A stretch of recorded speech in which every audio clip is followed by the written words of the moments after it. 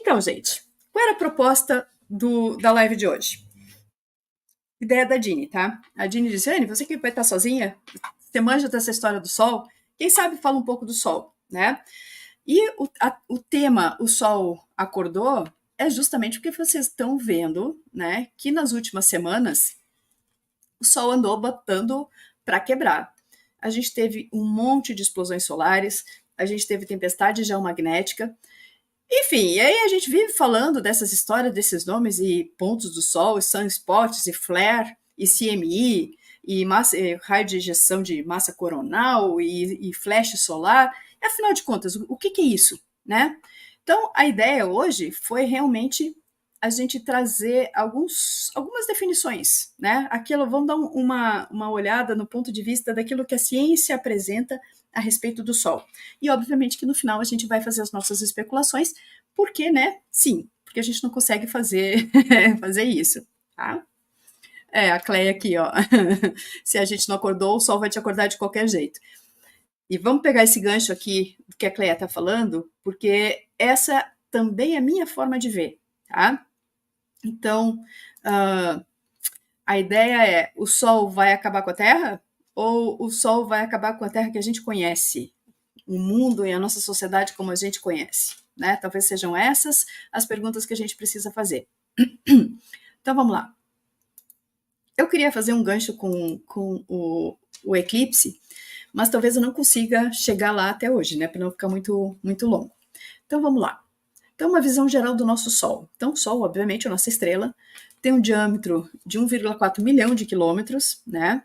A massa de aproximadamente 1989 elevado a 10 na 30 vezes 10 na 30 quilos, ou seja, é uma massa gigantesca. São tantos números que é aquele 1989 seguido por 30 zeros, né? Basicamente é isso. A gente não consegue conceber esse número, né? Essa grandeza desse número é maior do que a gente consegue entender. Está distante da Terra aproximadamente 149 mil milhões de quilômetros, né? quase 150 milhões de quilômetros distante o Sol da Terra, e tem uma temperatura na superfície de 5.500 graus Celsius. Né? E aqui é interessante que esse é o dado científico. Tá? Claro que quando a gente está no Sol, a gente sabe que tem calor. Mas quando a gente recebe informações canalizadas, informações recebidas, por exemplo, como as que a Helena Danan traz, a gente vai ficar sabendo que existem seres, né, seres de alta elevação espiritual que habitam o Sol, né, que são considerados seres solares, que o Sol ele age como um portal, que essa temperatura, na verdade, é uma temperatura vista da Terra, mas não é a verdade da temperatura lá, tá? Então, talvez aquilo que a gente entenda cientificamente como o Sol sendo quente, porque a gente percebe o calor quando está aqui na Terra, no Sol propriamente dito, talvez não seja exatamente assim, tá? Então, é uma estrela tipo G, a gente se acostumou a ver no colégio, né, que o Sol é uma estrela de quinta grandeza, ou seja, uma estrela pequenininha, né, tá lá na quinta posição, tá longe de ser uma grande estrela, é uma estrela pequenininha que tá lá num canto periférico do chamado Braço de Órion, na galáxia Via Láctea. Tá? Então, é basicamente a gente olhar assim, quem sou eu na fila do pão, né? Porque se o nosso Sol, que é a nossa coisa mais gigante em comparação com a nossa realidade, ela mesmo, comparada com os outros gigantes aqui do nosso recantinho da galáxia, ela é um grãozinho de areia, tá? Então, vamos lá.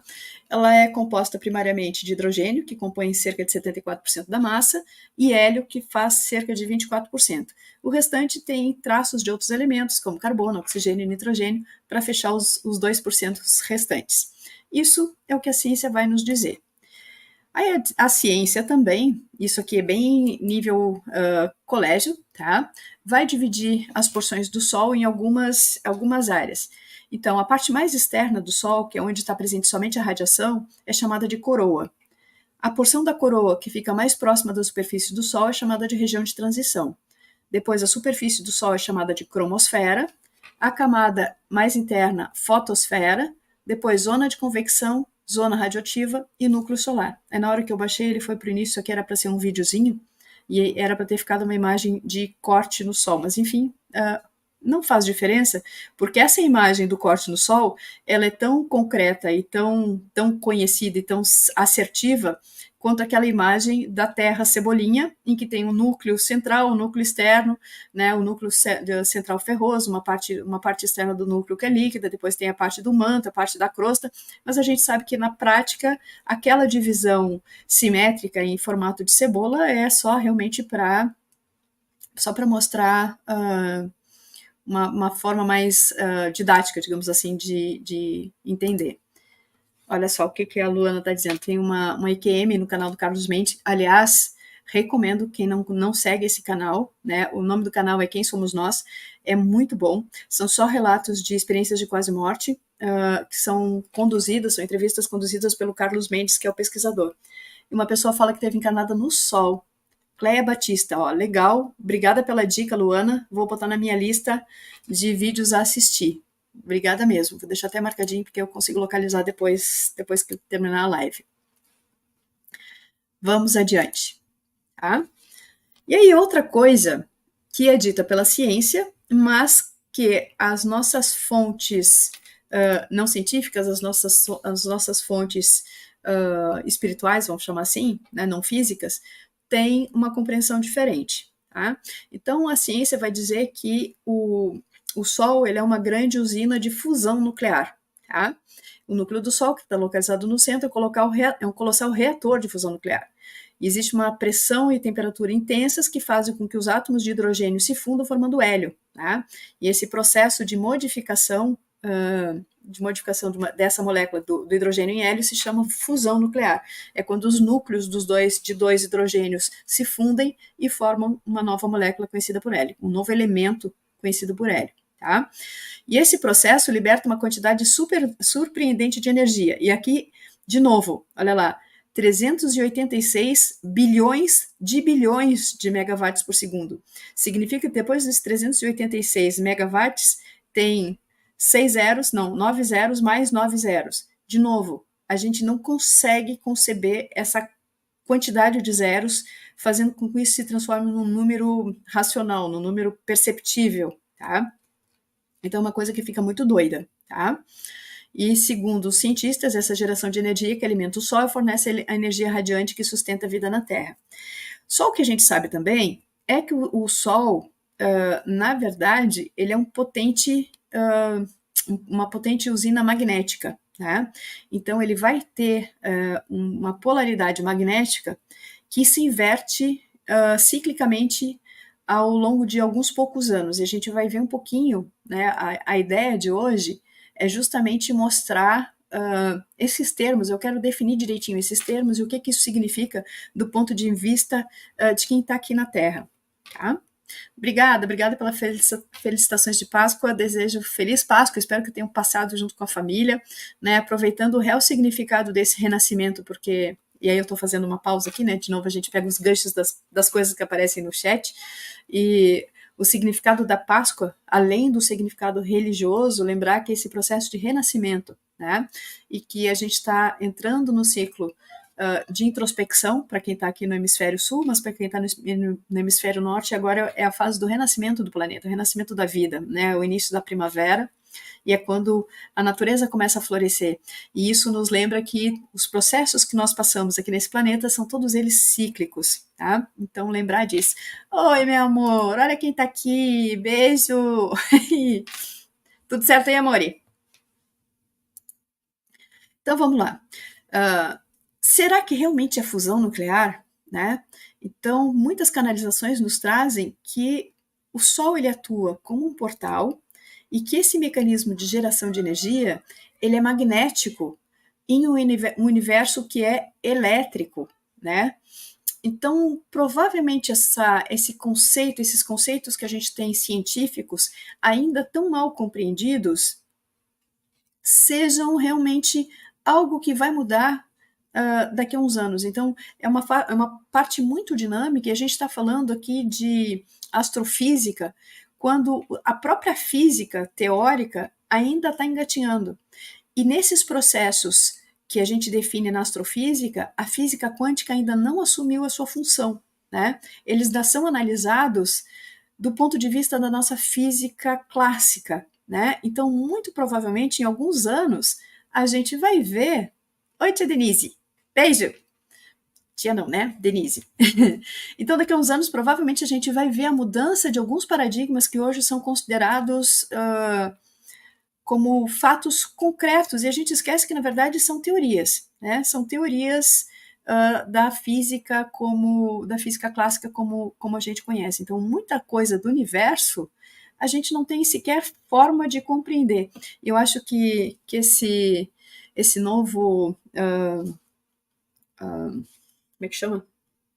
A gente tem um radiotelescópio, um telescópio, né, o James Webb, que está trazendo mensagens e imagens novas, que estão trazendo, inclusive, algumas coisas que estão sendo desafios àquilo que se conhece da ciência para explicar o que está acontecendo. Então, algumas estrelas com uma massa que não se justifica, alguns processos. Então, assim, muita coisa vai mudar em muito pouco tempo, estejam preparados para isso. Então, esse conceito do Sol como uma usina de fusão nuclear, como algo que gera calor e é uma bomba, né? Nesse sentido que pode explodir, nos atingir com algo destrutivo, talvez isso não seja bem como se está imaginando. Tá? Mirante, o Sol é uma usina de informação? Se a gente pensar do ponto de vista que luz é informação e o Sol envia luz, sim, o Sol é uma usina de informação, né? E é um portal de informação para coisas que vêm de fora. Imagina que cada estrela dentro do nosso universo, ela funciona como se fosse uma estação de metrô, tá? Então, um ponto de parada. Então, cada estrela funciona como um portal para um quadrante. E o nosso Sol, ele tem uma importância fundamental nesse quadrante da galáxia, porque estando na periferia como ele está, ele é um portal para várias outras localizações, porque ele é uma parte de como se fosse um ponto de encontro de vários buracos de minhoca.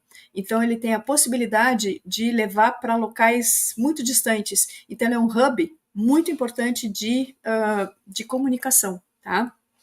E essa é uma dos pontos importantes. Né, Sônia? Eu tô com essa notícia guardadinha aqui para mostrar que o CERN faz 2 anos que está sem atividade. Eles estavam fazendo uma reforma, tiveram alguns problemas, atualizaram alguns equipamentos, e aí, coincidentemente, eles vão entrar em funcionamento de novo, vão fazer alguns experimentos exatamente no dia 8, né? Um dia, assim, bem estranho, tá? A gente vai falar disso mais para frente, se conseguir dar tempo hoje, tá? Vamos lá. Primeiro conceito, então, a respeito do Sol. Algumas coisas que a gente fala seguidamente. Os sunspots. A gente acaba usando os termos em inglês, gente, porque, de novo, né, a boa parte dessa literatura e boa parte mesmo dos nossos informantes, denunciantes de de programas espaciais secretos, a própria Helena, a maior parte dessas informações, elas vêm em inglês para nós. Então, no final das contas, a gente já acaba incorporando esses termos em inglês mesmo. Mas a tradução em português do termo sunspots se traduz como manchas solares, tá? Deixa só tomar uma aguinha aqui, só um pouquinho.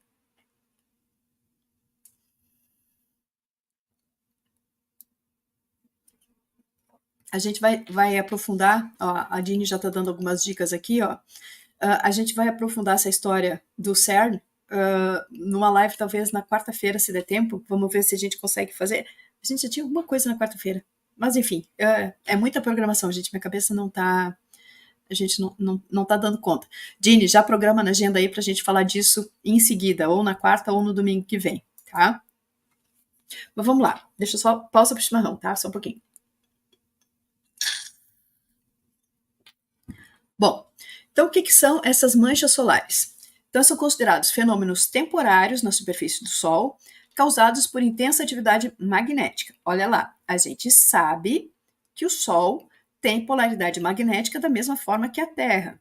Então, vocês têm aquela imagem da Terra como sendo um grande ímã, com aquela mesma formação dos campos eletromagnéticos que acontece ao redor do ímã, com as ondas saindo no Polo Norte e entrando no Polo Sul. Lembra aquela imagem? Essa imagem que vai formar a nossa magnetosfera. A gente vai falar disso um pouquinho mais para frente, mas lembrando, o Sol também tem magnetosfera. Mas apesar de ter magnetosfera organizada, ele tem áreas de superfície que têm alteração da sua atividade magnética. Essas alterações na atividade magnética, em pontos específicos da superfície, são chamadas de manchas solares. E elas recebem esse nome porque elas podem ser percebidas por observação daqui da Terra, observação olho nu. Tá? Se a gente colocar um filtro, daqueles filtros tipo filtro de solda, tá? que tem que bloquear a maior parte da radiação intensa, senão produz lesão de retina. Ou, claro, observando com telescópios também, com esse tipo de proteção de filtro, a gente consegue perceber essas manchas solares realmente como elas são, manchas pretas na superfície do Sol. Eu vou mostrar algumas imagens mais para frente, tá? Então, segundo os cientistas, essas áreas são mais frias e por isso elas aparecem mais escuras. Mas vocês estão vendo nessa imagem aqui que tem pontos brilhantes na superfície do Sol. E esses pontos brilhantes nesse comprimento de onda é o que, observados da Terra com filtro, a gente vai ver com manchas escuras na superfície do Sol. Tá? E aqui o cientista disse que elas são bastante monitoradas, pois estão associadas a variações na radiação solar e podem afetar o clima e os sistemas de comunicação da Terra. Tá? Deixa eu marcar algumas coisas aqui que... Depois eu vou ver, vou tentar dar uma repassada nos comentários, tá, gente? Vou deixar marcado algumas coisinhas aqui. Mas, enfim, vamos voltar aqui, tá? A gente sabe que esses pontos solares, eles estão associados com eventos com potencial de produzir impactos muito grandes na superfície da Terra, sim, tá? Então, olha só, eu mostrei aquela imagem do Sol em normal, tá? Com esses pontos brilhantes, e aqui algumas imagens como são observadas pelos institutos, né, de monitoramento solar. Então, aqui a gente tem dois aumentos diferentes. Então, a gente tem várias agências espaciais que fazem esse monitoramento. Eu vou mostrar a página de algumas delas. Então, a maior parte dos dados, eles ficam disponíveis. Eles têm algum atraso na divulgação. Então, por exemplo, hoje nós estamos no dia 31 de março. Beijo pro meu paizinho que está de aniversário. Beijo, papai, te amo. Muitos anos de vida ainda, por favor. Queria muito ir juntinho contigo para te abraçar. Mas em breve a gente dá jeito nesse abraço presencial. Então, olha lá, a gente tem esses pontos escuros, e esses pontos têm algumas leituras, alguns tipos de análise que eles mostram a carga magnética. Então, alguns têm como se fosse equivalente a um polo sul e um polo norte, dentro dessas estruturas que se interagem uma com a outra. E quando essas cargas interagem, elas fazem aquelas alças, né, magnéticas que muitas vezes podem extravasar da superfície do Sol. Tá? Muito bem. Então, essa imagem, essa última imagem, é fantástica, gente, porque é uma imagem hiper ampliada, hiper definida da superfície do Sol. E essa aqui foi tirada pela Estação Espacial Europeia, que se chama ESA. Tá? Então, esse é um dos institutos que tem feito observações solares com definições muito grandes dessas áreas. A cada um dos ciclos, esses pontos solares, eles são numerados, e eles são numerados e são acompanhados, tá? Então, é comum quando vocês olham esses sites de monitoramento solar, que vejam o spot número tal está mostrando uma intensa atividade. Então, ele fica de olho mostrando que eles têm ciclos de mais ou menos 17 dias em que eles podem aumentar muito a atividade. Tá? Então, mesmo dentro de um ciclo solar, conforme a gente conhece de máximos e mínimos, que eu vou detalhar um pouquinho mais para frente, existem alguns pontos e alguns momentos em que a gente espera reativações. Então, tem vários miniciclos dentro desse ciclo. Tá? Então, a gente tem um ciclo que dá 2 meses e meio, mais ou menos, em que o Sol ele dá uma pequena queda da atividade e depois ele aumenta de novo. Então, é quando aumenta a chance de começarem a ver as explosões magnéticas e os eventos, né, as tempestades geomagnéticas atingindo a Terra. Ó, tá aqui. Papai agradece e manda beijos. Que bom. Vamos ver aqui. Então, ó, essa aqui é como é vista essa superfície com os pontos do Sol, com essas manchas solares, conforme a gente pode ver olhando mesmo com lente de aumento, com fotos, desde que usando filtros para combater a radiação, tá? Então, muitas vezes esses pontos eles podem ser pequenininhos, pouco elaborados, e muitas vezes pontos muito grandes, como esses dois que estão na região central, tá? E é interessante que a maior parte dos pontos no Sol, eles vão aparecer no que seria o equivalente ao nosso Trópico de Câncer e Trópico de Capricórnio. Então, vamos lembrar de novo da geografia básica. Se a gente pegar a Terra bola, né? A parte mais central é o Equador, é o que divide a Terra em dois hemisférios, norte e sul. E depois a gente teria, mais ou menos na altura do paralelo 30, né, 30, 33, a gente tem ali a divisão numa área que se chama de zona tropical, que corre mais ou menos nessa proporção aqui. E o mesmo acontece no Sol, e são nessas áreas onde vai acontecer a maior parte dos pontos solares. Tá?